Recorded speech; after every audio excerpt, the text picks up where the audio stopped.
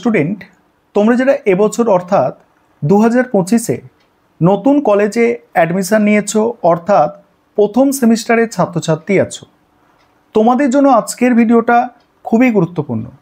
তোমাদের কলেজে admission document ভেরিফিকেশনের পরে সবথেকে গুরুত্বপূর্ণ বিষয় যেটা বাকি থাকে পরীক্ষার আগে, সেটা হচ্ছে তোমাদের ইউনিভার্সিটির আন্ডারে রেজিস্ট্রেশন। অর্থাৎ তোমরা এর আগে যেমন রেজিস্ট্রেশন প্রসেস করেছো এইচএস অর্থাৎ ক্লাস 12-এ করেছো, ক্লাস 9-এ করেছো, সেইভাবে কলেজের প্রথম সেমিস্টারে পরীক্ষার আগে তোমাদের কিন্তু রেজিস্ট্রেশন প্রসেসটা কমপ্লিট করাতে হয়, তবে তোমরা কিন্তু পরীক্ষায় বসতে পারবে। আজকে আলোচনা করব এই রেজিস্ট্রেশন প্রসেস কবে থেকে শুরু হবে এবং এর জন্য কি কি ডকুমেন্ট লাগে এবং এই রেজিস্ট্রেশন প্রসেসের জন্য কত টাকা লাগতে পারে, এই সমস্ত বিষয়গুলো আলোচনা করব। এবং তোমরা যারা প্রথম সেমিস্টারের ছাত্রছাত্রী আছো এবং এখনও নিজের সাবজেক্ট চেঞ্জ করাতে চাইছো, তোমরা কখন চেঞ্জ করাতে পারবে এবং কোন সাবজেক্টগুলোকে চেঞ্জ করানো যায়, এই সমস্ত বিষয় নিয়ে আজকে বিস্তারিত আলোচনা করার চেষ্টা করব।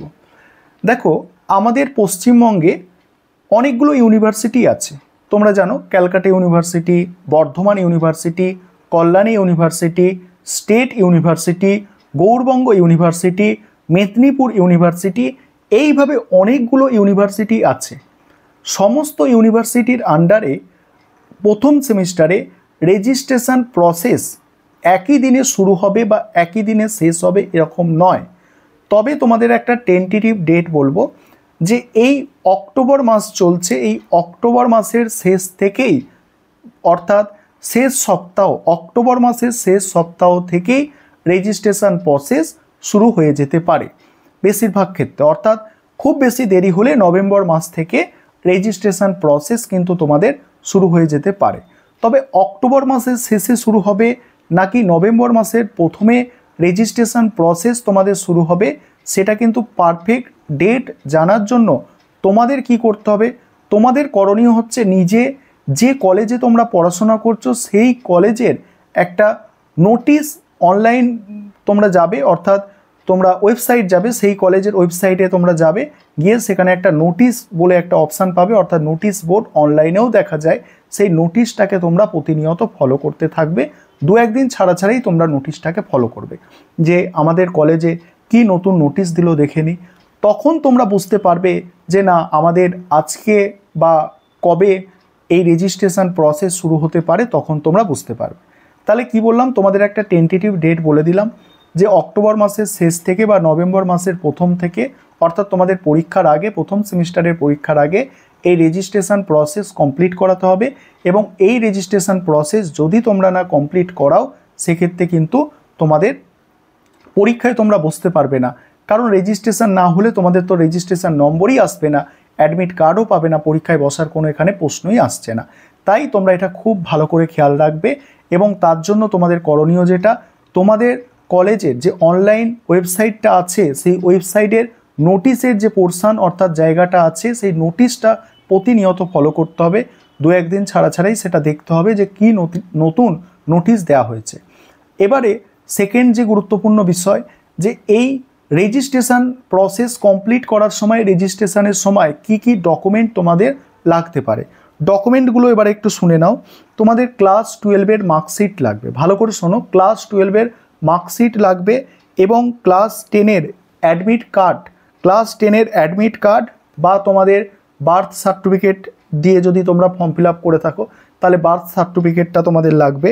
তারপরে স্টুডেন্ট আধার কার্ড, স্টুডেন্ট আধার কার্ড, তারপরে স্টুডেন্ট সিগনেচার এবং তোমাদের হচ্ছে পাসপোর্ট সাইজ ফটো, এগুলো তোমাদের কিন্তু প্রধানত রেজিস্ট্রেশনের সময় লাগে। এবং অ্যাডিশনাল যে ডকুমেন্ট লাগে সেটা হচ্ছে মাইগ্রেশন সার্টিফিকেট লাগে তোমাদের। কারোর যদি কাস্ট সার্টিফিকেট থেকে থাকে, অর্থাৎ এসসি এসটি ওবিসি ক্যাটাগরি তোমরা যদি কেউ হয়ে থাকো, তোমাদের কাস্ট সার্টিফিকেট প্রোভাইড করতে হবে। পিডব্লিউডি ক্যান্ডিডেটদের সার্টিফিকেট প্রোভাইড করতে হবে। এবং তোমরা যারা ইডব্লিউএস সার্টিফিকেট প্রাপ্ত, তোমাদের ইডব্লিউএস সার্টিফিকেট থাকলে সেই ইডব্লিউএস সার্টিফিকেট কিন্তু প্রোভাইড করতে হবে।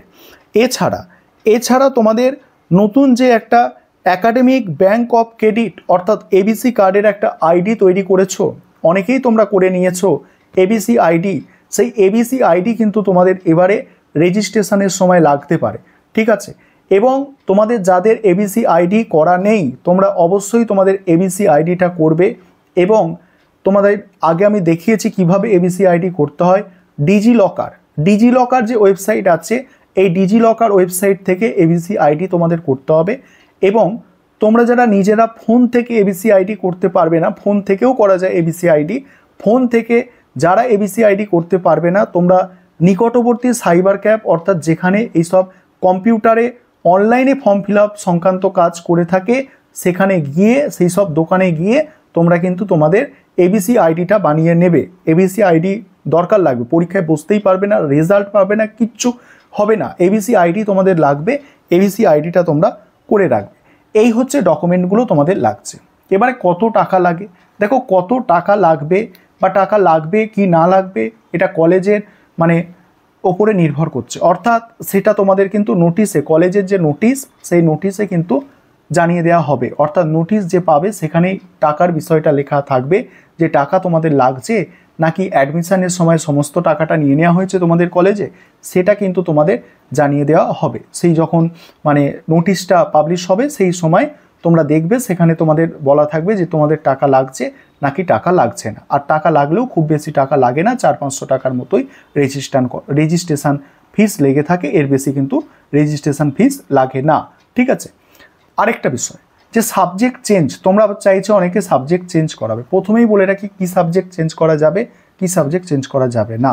তোমাদের যেসব কম্পালসারি পেপার আছে, তোমাদের প্রথম সেমিস্টারে যেসব কম্পালসারি পেপার অর্থাৎ আর্টস, কমার্স এবং তোমাদের আর্টস, কমার্স এবং সায়েন্স প্রত্যেক স্টুডেন্টকে যেসব কম্পালসারি পেপার পড়তে হয়, সেসব কম্পালসারি পেপার কখনো চেঞ্জ করা যায় না।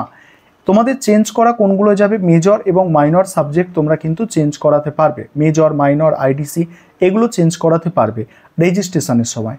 তবে এই চেঞ্জ করানোর জন্য তোমাদের কলেজে একটা লিখিত তোমাকে অ্যাপ্লিকেশান জমা দিতে হবে এবং সেই যে সাবজেক্ট থেকে তুমি অন্য সাবজেক্টে যেতে চাইছো, মেজর বা মাইনর সাবজেক্ট চেঞ্জ করে, তুমি যদি সেই সাবজেক্ট পাওয়ার যোগ্য হও, কলেজ যদি অ্যালাউ করে, তবে কিন্তু এই শেষ সুযোগ থাকবে তোমার রেজিস্ট্রেশনের সময় সাবজেক্ট চেঞ্জ করার। রেজিস্ট্রেশনের পরে কোনোভাবে সাবজেক্ট চেঞ্জ করা যায় না।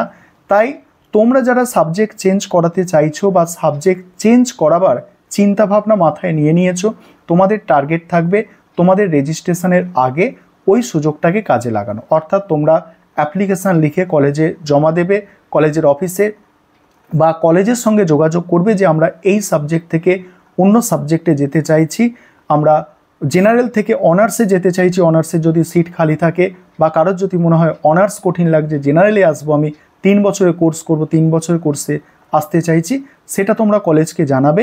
এবং কলেজ যদি কনসিডার করে তোমাদের নম্বর দেখে, তাহলে কিন্তু কলেজ করাতে পারে। তবে তোমরা খেয়াল রাখবে রেজিস্ট্রেশনের পরে কোনো রকম সাবজেক্ট কিন্তু চেঞ্জ করানো যায় না। আশা করি আজকের ভিডিওটা তোমাদের জন্য অনেকটাই উপকারী, তাই এটাকে নিজস্ব বন্ধুবান্ধবদের মধ্যে শেয়ার করে তাদেরও বিষয়বস্তুগুলো জানার সুযোগ করে দাও।